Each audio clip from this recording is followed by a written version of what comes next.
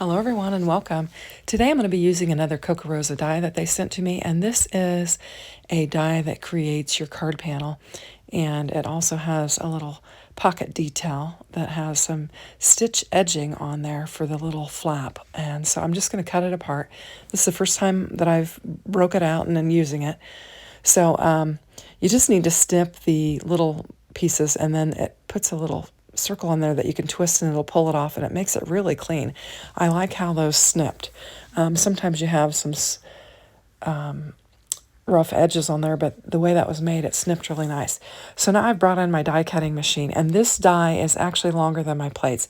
I used to have some extra long plates, and I had pretty much busted them up using them. You just trash your cutting plates when you have them after a while.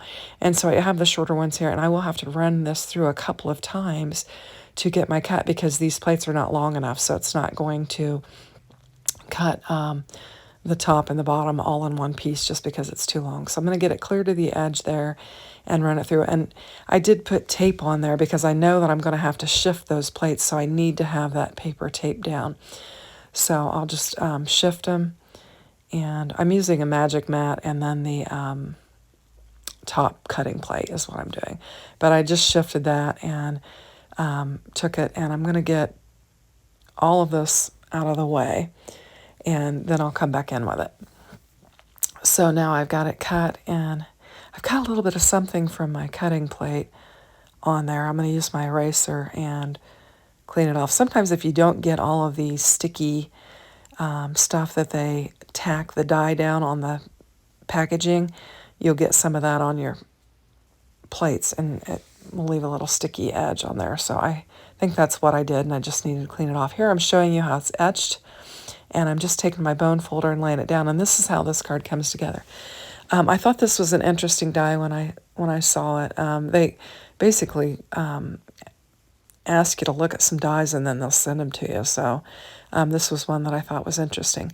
Now this is a Paper Studio paper pack here, and it's vintage. And I just thought we'd make a vintage card and come up with something nice with it.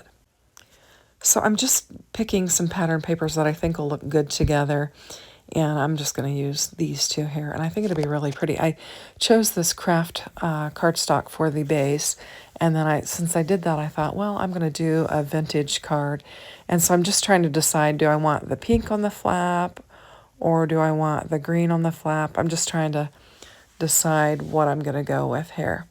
And for this, I'm going to bring in my Scout and use it so that we don't have to take up as much space on my desktop. And I'm just going to lay it here on this piece of paper and just kind of cut it out and kind of save this pattern paper. And we'll just use that little square and we'll die cut it out. So I'm just going to grab my Scout, and I'm going to get it laid down on there. And it does make a nice little etched detail. And I had a busy weekend, so I didn't get my video ready for Monday. So I'm in my jammies, just got out of bed, and I'm quickly making a card for my Monday video. And this has got a nice stitched edging around it. And I'll just get my plates out of the way.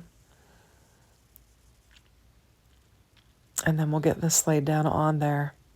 And it gives you a nice little edge around it too. And then I'm going to cut this other piece of pattern paper down. And so I'm laying it on my glass mat. You can't see there, but I'm actually measuring it with my glass mat and just trying to get it, figure out what dimensions I want to cut it down to, this other panel. So, and I'm double checking myself. It seems like I measure, cut, measure, cut. I know you're supposed to measure twice and cut once, but I think I measure, cut, and measure, cut. But just want to get a nice little edge on there, that'll show around my pattern paper. And you can see I am cutting off, since I'm cutting from the top and the bottom of that, I'm cutting off some of that distressed detail that's on that paper. And so I'm going to bring in my distressed oxide and just kind of go around there and try to make it match, since I did cut that off. Now the distressed vintage photo ink, here's a little bit of a different color, so I'll run it along all four sides just so everything matches. And I think that looks good. I missed a spot there in the corners, So, and then I decided since I did that on there, I'm going to go ahead and do it on the pocket piece as well. And then we'll just clean up my glass mat there so that I can work on it without making a mess all over my card. And I've just got my little alcohol spray bottle and a little paper towel. And so now we're ready to, I was shaking my hand across there just to kind of dry it in case there was anything left on there. But anyway, so now we're going to get these panels laid down on here. And I'm going to do the rectangle piece first. So I'm just using my magnets to help hold it down. And of course my glue bottle is clogged up, so I had to pull some of the junk off the end of it, and we'll get it laid down.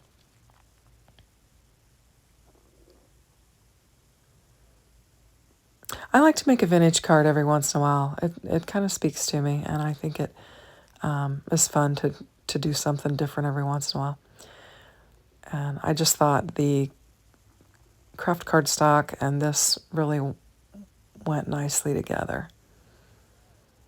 And I really didn't have a plan at all. I just thought I need to use this die. I haven't used it yet. And so then I just started grabbing things and quickly pulling it together. So I'm right here, I'm contemplating, do I put something on the inside? And I'm also thinking, how am I going to keep this thing closed? Now, I don't have any of those little magnets that May uses on her cards. And I need to get some of those because that'd be perfect for this. I could lay one magnet, one piece of it underneath the blue till paper, and then I could lay another piece underneath the pink, and then they would close. And that would have been nice, but I'll have to come up with another closure. And now I'm just measuring again, and I'm going to bring in a third piece of this vintage pattern paper and use it on the inside. And ultimately, I'll probably put another piece of craft on top of it. I don't during the video, just so that you have an area to write. I think that would be a good idea. So we'll get this cut down. And I think I might have to make a couple cuts on this once yeah, because I want to have a little edge around there. And it's going to the bottom of the paper, so I'm going to cut it. I think I'll cut it at the bottom a couple times and maybe on the side as well, just to get it how I want it.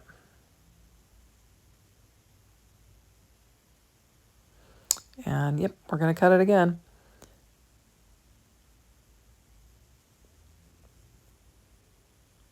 And we'll check it again and see if it looks like what I want it. And I think that looks good, but then I decide since I laid the glue down and I thought, oh, I should have distressed those edges. And since I didn't, you'll see I'll flip the paper to where the distress shows on that outer side there, and I think that'll work out just fine. And there we have it. So I've got all of that. And then I go searching for some ephemera, and I'm still thinking, how am I going to close this thing up? So I'll go searching for some ephemera. I kind of fumble through a bunch of Tim Holtz stuff. And then I decide to take another piece of this paper from this paper pack and just fussy cut these flowers out. And I'm going to distress them because I think everything else is distressed. I should distress these. And so I'm just running that dauber across there and adding some color to them. And at this point, I'm thinking I'm going to use one of them, and I'm not sure which one. And I fiddle with them a good bit, in fact, quite a bit. And I actually cut it out because, I just kept going back and forth and layering and stacking and trying to figure out and cutting away and kind of fiddling around. So I did cut some of that out just so you wouldn't have to watch me going on and on and on and on fiddling. And I ultimately decide that I'm going to go ahead and trim some of these leaves off of here, and I'm going to layer them up. So these are the new Tim Holtz snip scissors that I got, the smaller ones, and I'm just going to trim them up, and then I'll layer these up on here, and I think that'll be pretty. It's a nice vintage look. And I think the pattern paper does most of the work here anyway, but I just felt like I wanted something on that flap. So here's where I cut out all the shifting and stacking and layering and all the craziness, because I just sat there for a long, long time. And I've finally decided that I'm going to go in this direction. I'll lay this one down flat, and then I'll pop up the other one and add a little bit of dimension. And so I'm just going to bring in some foam tape. And I wish I'd used a smaller piece of foam tape on here because I later decide to put a ribbon on there, and I would have liked to have been able to tuck the ribbon a little bit further underneath the raised flower, but I do make it work. So I like the elements. I think it looks pretty, and then I'm still thinking about how I'm going to close this up and make that work. So I'm going to go to my little bin that I have some ribbon and twine in, and I had gotten this, my son-in-law had been at some little swap meet type, I don't know, guy type thing, and they had a bunch of junk. And he found this package of crafty materials, and he picked it up and he brought it.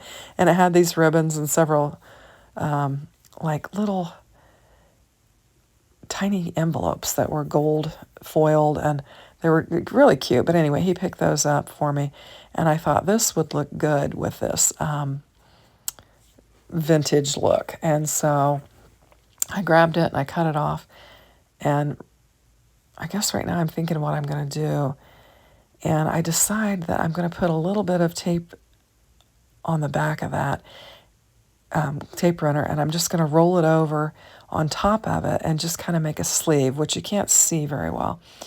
And I'm just going to snip it, and then I've got just a little kind of like a belly band with a ribbon, and then I'm going to take the ribbon and I'm going to make a bow out of it.